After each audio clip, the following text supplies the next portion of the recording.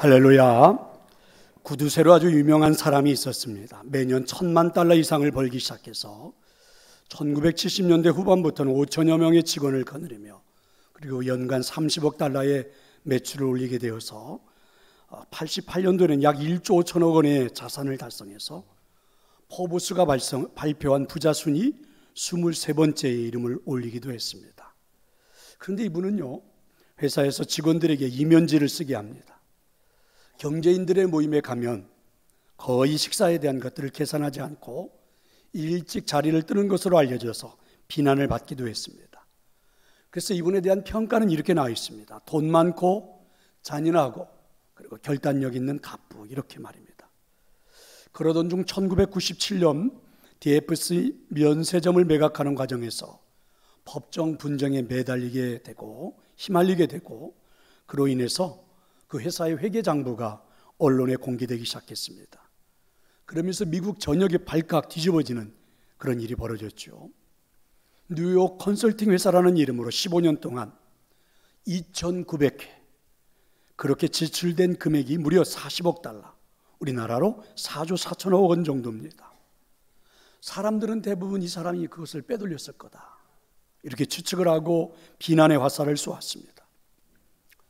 그런데 이제 이 비밀 장부의 그 진실이 밝혀지면서 모든 사람들을 놀라게 만든 건, 비밀 장부의 진실은 모두가 다 나눔이었습니다. 애틀랜틱 재단을 설립해서 세계 각국에다가 자기 자신의 자산 99%를 남모르게 기부했던 거죠. 그 사람의 이름은 빌 게이츠나 워런 버핏의 기부에 영향을 준 척 피니라는 그런 사람입니다. 빌 게이츠는 이렇게 말을 해요. 척 피니는 나의 롤 모델이다. 워런 버핏은 척은 나의 영웅이고, 그리고 빌 게이츠의 영웅이다. 그리고 우리 모두의 영웅이 되어야 한다, 이렇게 말을 했습니다. 이 척 피니라는 사람은 자신의 이름이 거론되는 것을 원하지 않습니다. 만약에 내 이름이 밝혀지게 되면 나는 기부하는 것을 그만두겠다, 이렇게 말할 정도였죠. 이분은 경건한 신자였던 기독교 부모님의 밑에서 봉사와 나눔을 배우면서 자랐다고 그랬죠. 40년간 사회에 나눔을 한 이분의 모든 돈 총액을 계산해 보니까 무려 9조 4천억 원입니다. 더 놀라운 일은 2000년대부터는요, 매년이 아니라 매일 11억씩을 거의 기부했다는 거죠. 참 놀랄만한 일입니다. 이분은 이렇게 말을 하죠. 돈은 매력적이지만 그 누구도 한꺼번에 두 켤레의 신반을 실 수는 없습니다. 사람들이 저에게 행복이 무엇이냐고 묻습니다. 저는 사람을 도울 때 행복하고 돕지 않을 때 불행합니다. 이분의 대답입니다. 89세에 평생에 걸쳐 진행해온 모든 기부 행진을 끝마치면서 마지막으로 이렇게 고백을 했죠. 이제 빈털터리가 됐지만 이 이상 행복할 수는 없습니다. 이렇게 고백을 했습니다. 성도 여러분, 그런데 우리는 왜 나눔의 삶을 실천하지 못할까요? 왜 우리에게는 나눔이 잘 되지 않을까? 곰곰이 생각해 보니까 이런 것이 아닐까? 무엇을 어떻게 나누어야 할지를 모르기 때문이 아닌가? 너무나 우리는 움켜쥐는 훈련만 받아서 사실은 손을 펼 줄을 잘 모릅니다. 일단 자기 손에 들어오면 움켜쥐고 베풀지 않는 것이 우리 모두에게는 익숙합니다. 그리고 그게 행복을 얻는 것이라고 생각을 했기 때문이죠. 또 다른 이유는 욕심이 얼마나 무서운 것인지 우리는 잘 모르기 때문에 그렇습니다. 부모님들이 인생의 경험을 우리에게 가르쳐주면서 이렇게 말할 때가 있죠. 학교에 갔더니 선생님들이 우리에게 이렇게 말해줄 때가 있죠. 사회에 나와보니까 인생의 선배들이 우리한테 이렇게 말할 때가 있습니다. 성공하려면 오히려 욕심이 좀 있어야 해, 이렇게 우리에게 말해줍니다. 그런데 과연 여러분, 욕심이 있어야 성공할 수 있는 것일까? 성경은 단호합니다. 욕심은 죄악입니다. 성경은 아주 분명하게 우리에게 욕심이 죄라고 선포하죠. 욕심이 잉태한 즉 죄를 낳고 죄가 장성한 즉 사망을 낳느니라. 이렇듯 모든 죄는 욕심에서부터 시작됩니다. 아담과 하와가 범죄한 것도 하나님처럼 되고 싶은 욕심 때문이었죠. 욕심이 얼마나 무서운 것인지 성경은 우리에게 그 이름조차도 부르지 말라. 음행과 온갖 더러운 것과 탐욕은 너희 중에서 그 이름이라도 부르지 말라. 이는 성도의 마땅한 반이라. 하나님의 음성입니다. 이렇게 욕심은 우리들에게서 아주 소중한 것들을 뺏어가죠. 성경에 보면 한 부자 청년이 나오잖아요. 영생을 얻기 위해서 예수님에게 나왔다가 예수님으로부터 이런 말씀을 듣습니다. 네가 가지고 있는 모든 재물을 팔아서 가난한 자들에게 나누어 주고 나를 따라오너라. 이 젊은이는 욕심에 사로잡힌 나머지 재물을 벗어던질 수가 없습니다. 그래서 이 영생의 주인인 예수 그리스도를 만나고도 결국은 그분을 떠나버리는 귀한 영생을 잃어버리는 젊은이가 되고 말았죠. 혹시 여러분 기사 중에 이런 기사 들어보셨습니까?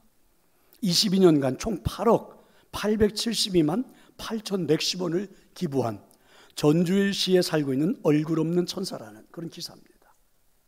2021년 이분은요, 노송동 주민센터 인근 성산교회 주변에 주차된 5톤 트럭 적재함에 돼지저금통 그리고 5만 원권 지폐 다발이 든 성금 상자를 두고, 그리고는 꼭 그 주민센터 사람들에게 전화를 걸어가지고 여기에 이런 돈이 놓여져 있으니까 가져가라고 이렇게 합니다. 자신의 얼굴을 드러내지 않기 위해서. 그게 무려 22년간 이렇게 해서 매년마다 기부를 해서 8억 872만 원 정도가 기부가 됐습니다. 주민센터에서는 그분을 찾아보려고 CCTV를 돌리고 많이 노력하지만 결국은 드러나지 않지요. 그래서 이분에 대한 기부를 얼굴 없는 전사라 이렇게 전주시에서는 붙였다고 그러죠.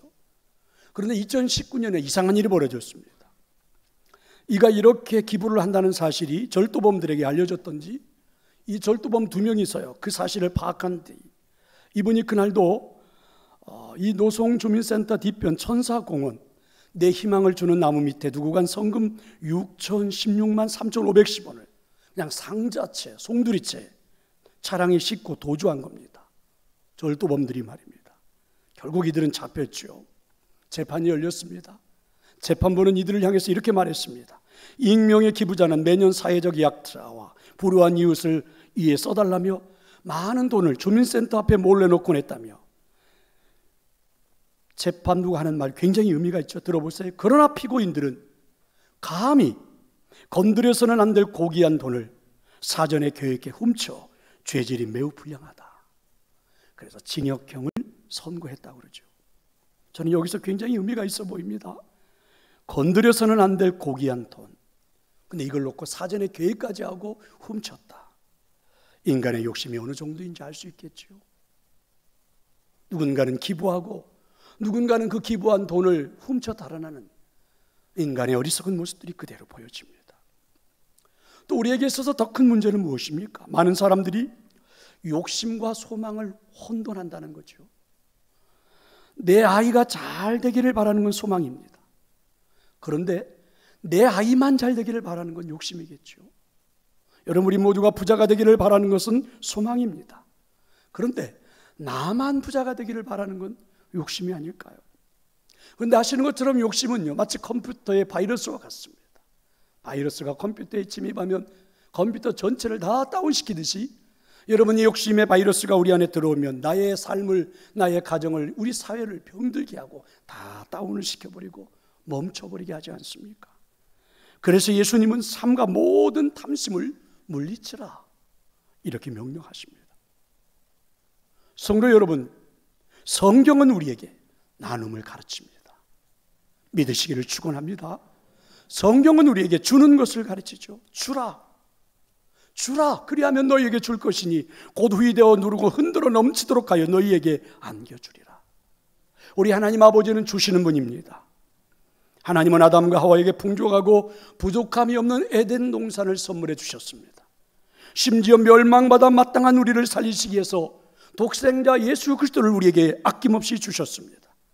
그리고 지금도 과처럼 우리를 버려두지 않으시고 보혜사 성령님을 보내주십니다.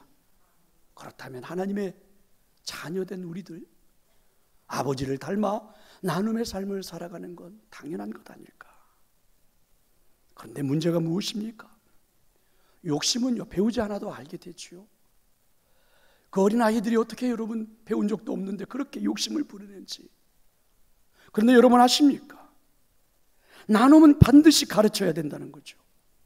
나이가 들어도 여러분 죽을 날이 다가와도 나눔에 대해서 배워보지 못하면, 가르침을 당해보지 못하면 절대로 나타나지 않죠.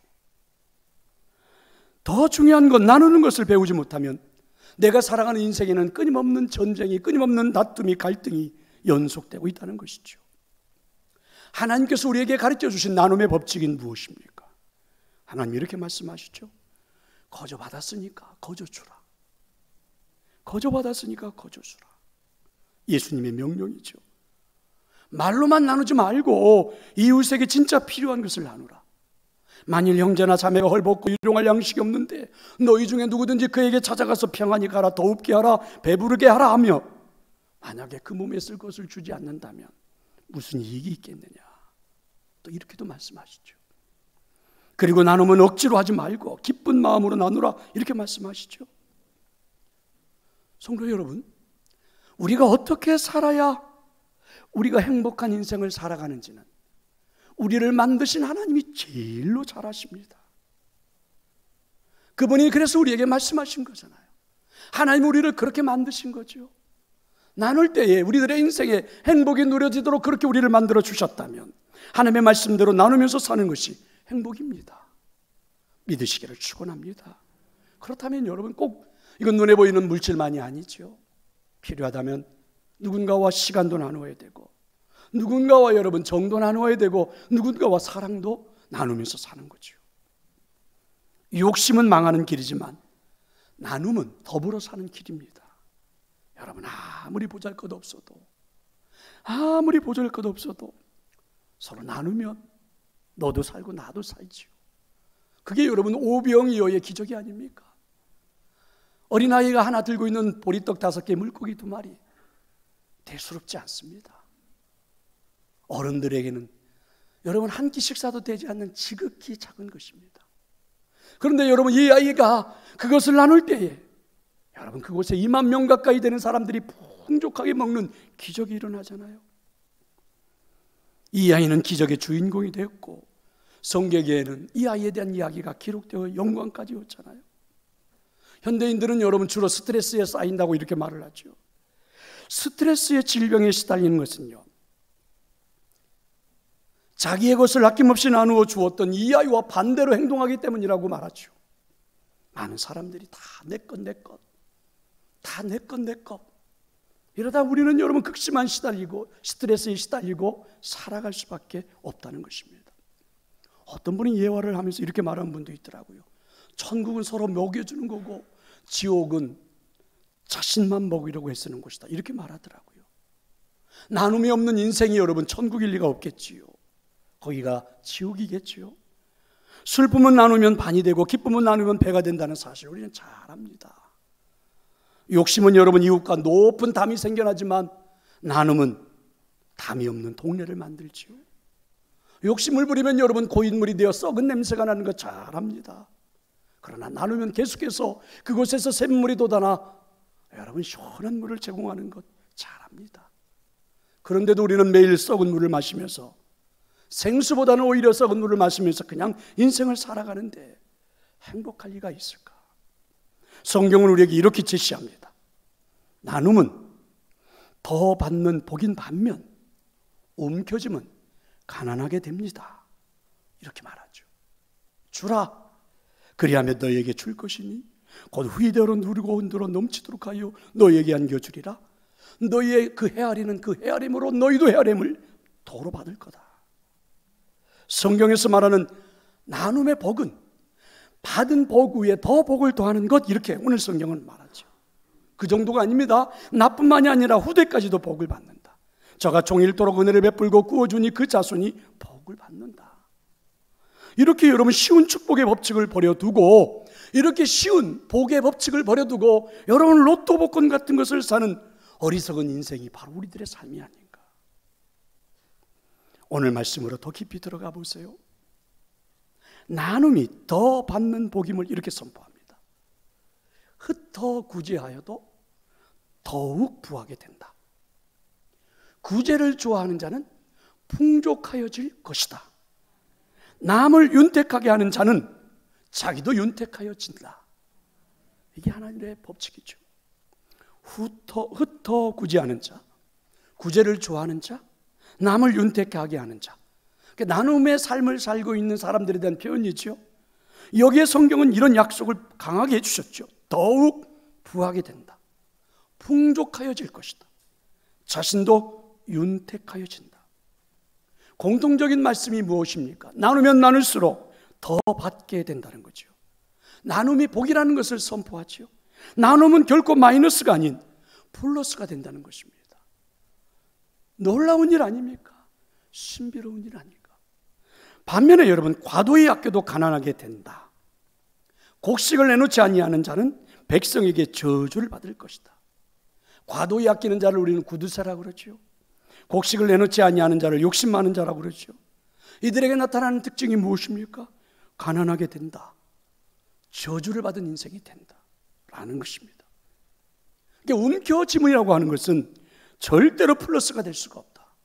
움켜짐은 결국은 마이너스가 된다, 이렇게 말씀합니다. 이게 하나님의 섭리입니다. 성도 여러분, 2022년 우리 동산교회 표어는 기쁨과 순전한 마음으로 나눔이 나타나는 교회였습니다. 그동안 우리는 6개월을 이 나눔을 실천하면서 여기까지 왔습니다. 저는 나눔이 우리들의 삶을 플러스가 되게 하는 인생이 될 줄로 믿습니다. 혹시 여러분 첫 주에 들었던 말씀이 기억나십니까? 초대 예루살렘 교회 성도들은 두려움에 사로잡혔죠. 성경에 이분이 이렇게 말하더라고요. 말씀하시더라고요. 사람마다 두려워하는데. 그러니까 모든 성도들이 다 예루살렘 교회 성도들이 두려워하고 있었다는 거죠. 두려움의 원인이 무엇입니까? 대대적인 핍박이 시작된 거예요. 이스라엘 식민지로 삼고 통치하는 로마 군대도 합세해서 하나가 되어서 핍박을 하고 있었죠. 예수님을 따르는 무리들을 흩어버리기 위해서입니다. 모이면 죽이겠다고 협박하죠. 또 유대에 살고 있는 유대 공동체는 예수님을 믿는 사람들을 공동체에서 출교시켜버렸습니다. 공동체를 떠나서 살 수 없는 게 유대 사회의 특징이죠. 그런데 그들은 공동체에서 쫓겨난 거죠. 이제 예루살렘 교회 성도들은 생계도 불투명합니다. 목숨도 장담할 수가 없습니다. 함께 모여 문제를 해결하기도 어렵습니다. 어쩌면 이제 예루살렘 교회 성도들은 고향으로 옛날의 직업으로 돌아갈 수밖에 없는 상황이 펼쳐지고 있죠. 설상가상으로 유대 공동체에서 쫓겨났기 때문에 당장에 먹고 살 일이 막막하죠. 어떻게 생활을 하나? 자녀들은 어떻게 교육하지? 두려움이 앞섭니다. 이게 예루살렘 교회 성도들의 상황이죠. 여러분, 이 두려움을 어떻게 극복해야 할까? 아니, 이 질문보다 이런 질문이 더 어울릴지도 모릅니다. 이 두려움을 극복하는 것이 가능할까? 가능하다면 어떻게 해야 하는 것이 좋을까? 이 두려움을 극복하는 것이 가능할까? 이 질문에 대한 답을 예루살렘 교회 성도들은요, 가능하다고 믿기 시작했죠. 가능하다. 로마의 병사들을 상대로, 로마의 통치를 상대로, 유대교의 그 기득권의 세력을 상대로 이들은 가능하다고 생각한 거예요. 왜요? 성령 충만을 체험한 그들은 상황은 분명 두렵지만, 여건과 환경은 정말 어렵지만 극복할 수 있다는 믿음이 그들에게는 충만해진 겁니다.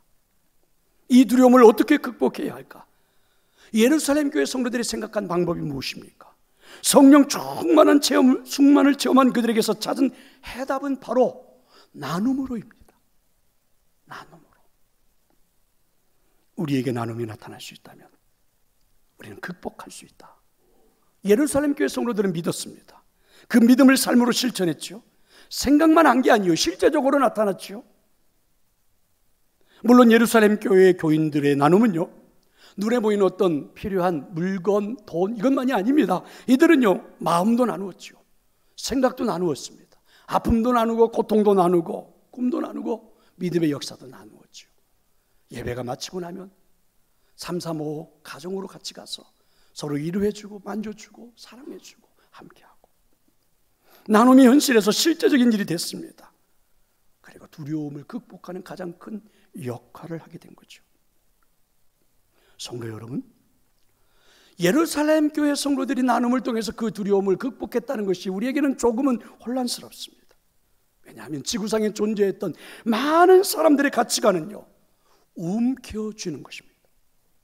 나눔이 아닙니다. 이 논리는 여러분 동서양을 가리지 않죠.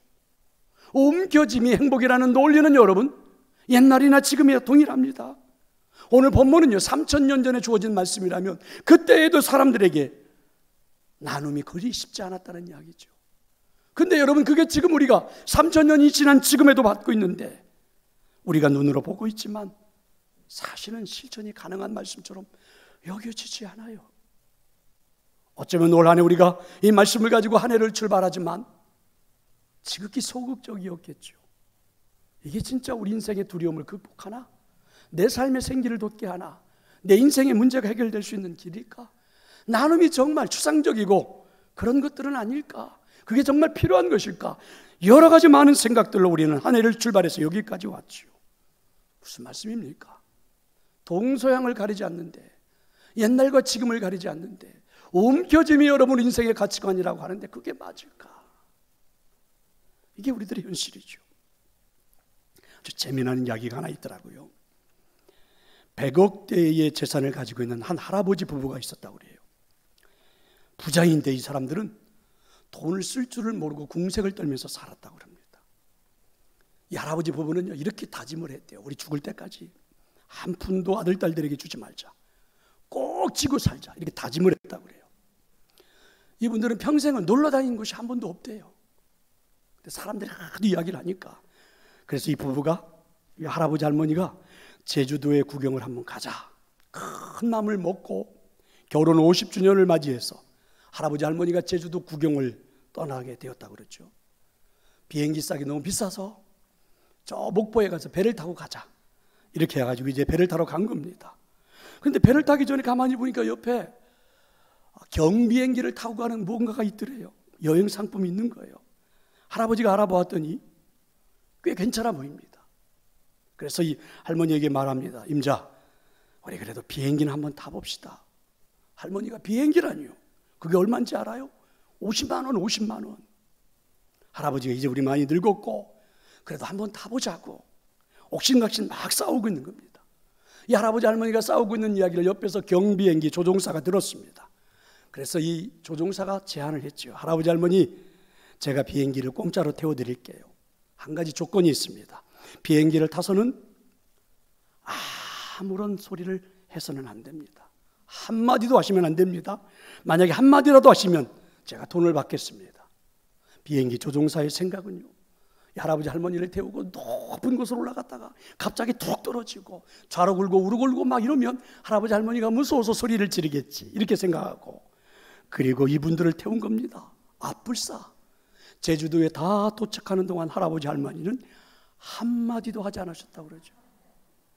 그래서 이 비행기 조종사가 웃으면서 제가 졌습니다. 아무리 묘기를 부려도 할아버지 할머니가 말을 한마디도 안 하셔서 대단하십니다. 그리고 이제 내리러 가는데 할아버지가, 그래서 옆에 보니까 할머니가 쓰러져 있는데 숨도 제대로 못 쉬고 있는 겁니다. 할아버지 왈, 아까 할망구가 기절해서 쓰러졌는데 조치를 취해야 되는데 50만 원 낼까 봐 아무 말도 못했어. 이제 응급차 좀 불러줘. 뭐 이렇게 했다고 그러죠. 여러분, 이게 재미있는 우스운 이야기지만 이게 현실이죠. 이게 우리들의 모습이죠.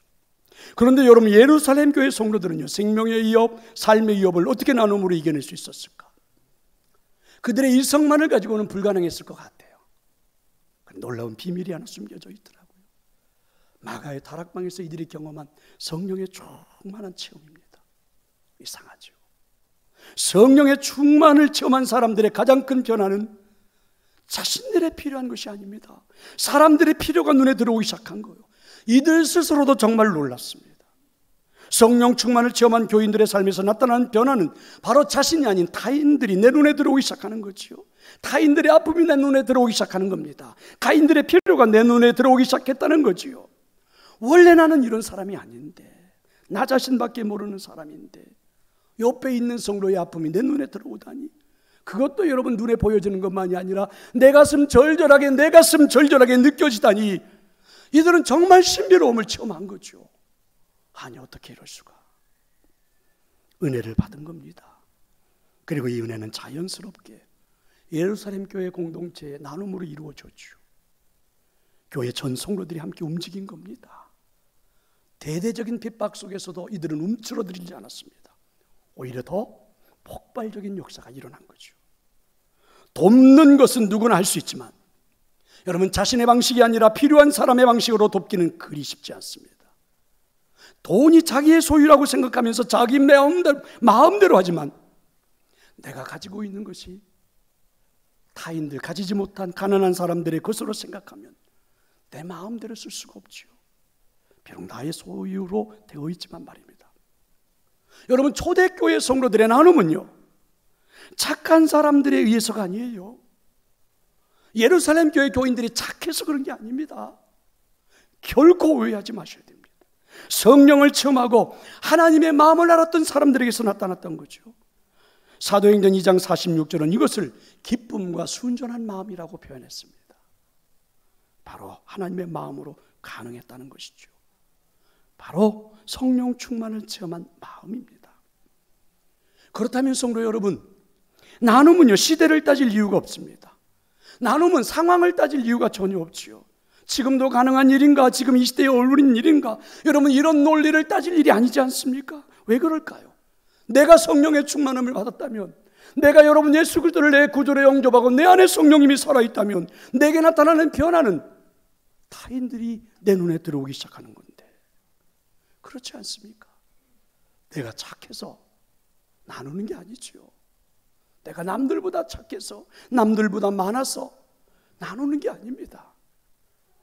내 안에 예수 그리스도가 구주로 영접되어져 있다면 성령 충만을 체험한 사람들에게서는 이런 변화의 모습이 나타났다는 것입니다. 성도 여러분, 더 중요한 것이 무엇인지 아십니까? 하나님의 말씀은 살아있습니다. 하나님의 말씀은 생명력이 있습니다. 하나님의 약속은 신실하십니다. 흩어 구제하여도 더욱 부하게 된다. 구제를 좋아하는 자는 풍족하여질 것이다. 남을 윤택하게 하는 자는 자신도 윤택하여질 것이다. 하나님의 이 약속의 말씀이 여러분 3000년 동안 이 지구상에 존재했는데 그 약속의 말씀이 예루살렘 교회 공동체 안에서 그대로 이루어진 것입니다. 대부분의 사람들은 생각했죠.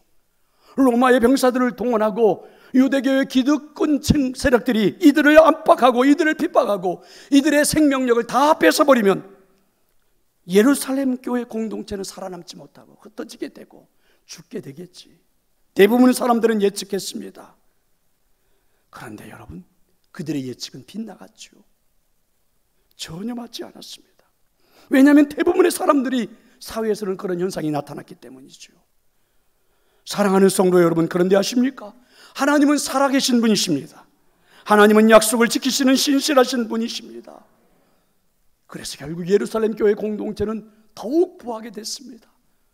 개인이 가난해 개인이 부하게 된 게 아니라 여러분, 교회 자체가 모든 성도들이 부하게 됐고 풍족하여졌고 윤택한 공동체가 됐습니다. 오히려 유대교 공동체가 이들을 부러워했지요. 오히려 예루살렘 교회 공동체가 수천 년 동안 이루었던 유대교 공동체 사람들을 도왔지요. 생명의 이역도 극복했습니다. 삶의 이역도 극복했지요. 그들에게 놀라운 일들이 일어난 것입니다. 성도 여러분, 그러면 현재 우리 모두에게 필요한 건 나눔이잖아요. 그런데도 우리에게 나눔이 필요한데도 자꾸만 우리를 스스로 옥죄이게 하는 문제 중에 하나가 종교라는 거죠. 제이슨 미첼은 이와 같은 나눔을 행동으로 나아가지 못하도록 방해하는 가장 큰 걸림돌이 있다면 종교라고 그래요. 그래서 기독교는 종교이기를 거부하는 종교다, 이렇게 이분은 말을 하죠. 무슨 말입니까? 우리는 여러분 지금 이 나눔이라는 것을 실천하지 않아도, 행동하지 않아도 되는 많은 이유들을 만들어 놓고 피난처처럼 숨어 있다는 거죠. 우리는 매일매일 교회에서 살고 시간을 투자하고 예배하고 성경을 읽고 묵상하고 기도하고, 그래 우리는 교회 와서 11조까지 드리는데 이런 종교적인 행위 속에서 우리는 숨어버리고 나눔을 하지 않아도 되는 것처럼 점점 자유함을 느끼면서 살아가고 있다는 거죠. 이게 이제 우리들의 문제다, 이렇게도 지적하는 분이 있습니다.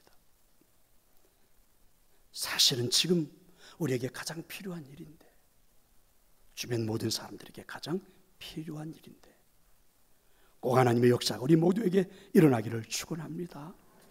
스코틀랜드에는 사랑의 쪽지라는 전통적인 풍습이 있다고 합니다. 자녀가 초등학교에 들어가게 되면 부모들은 아침에 자녀의 주머니에다가 격언이라든지 좋은 글귀를 적어서 넣어준다고 그래요. 그러면 자녀는 학교에 도착해서 부모님이 넣어주신 쪽지를 읽고 수업을 시작한다고 그래요. 이게 전통적으로 내려오는 스코틀랜드의 사랑의 쪽지라는 풍습입니다. 많은 부모님들은 이 쪽지에다가 대부분 이런 내용을 처음에는 적는다고 그러죠. 지금 우리가 입는 바지에는 주머니가 있지만 죽을 때 입는 수의에는 주머니가 없단다. 더 가지려고 하지 말고 더 많이 나누어 주렴. 이게 스코틀랜드의 사랑의 쪽지의 전통적인 풍습이라죠. 이야기를 듣고 보니까 일리가 있어 보입니다. 많은 사람들을 저는 장례를 치르면서 또한 입관을 하는 과정 속에서 다 지켜보았는데 저도 고민해 보니까 생각해 보니까 그런 것 같아요. 수의에는요 주머니가 없더라고요. 생각해 보니까 그래요. 지금 제 몸 안에는, 여러분의 몸 안에는 수없이 많은 주머니들이 달려있지만 내 인생이 마치고 난 그 마지막 순간에는 아무런 주머니도 없더라고요. 그런데 왜 우리는 욕심에 사로잡힌 채 그게 여러분 인생의 행복인 줄 알고 인생을 살아갈까? 아닙니다. 욕심은 죄악입니다. 하나님 오늘도 그래서 우리에게 성령의 충만한 은혜를 주시고 우리로 하여금 나눔의 삶을 살아가게 만들어 주십니다. 성도 여러분, 우리는 성령 충만을 체험한 성도들이 아닙니까? 예수님이 나의 생명의 주인이 아니십니까? 그리고 우리는 그래서 할 수 있습니다. 얼마든지 우리는 부한 인생을 살아갈 수 있습니다. 윤택한 삶을 살아갈 수 있습니다. 여러분 머뭇거리지 마시고 의심하지 마시고 너무 많은 생각으로 혼란스러워하지 마시고 한번 도전해 볼 수 있기를 축원합니다. 한번 나눔이 여러분의 삶에서 시작되어 볼 수 있기를 축원합니다. 하나님의 약속의 말씀이 반드시 우리에게 이루어질 것입니다. 아버지 하나님 고맙습니다.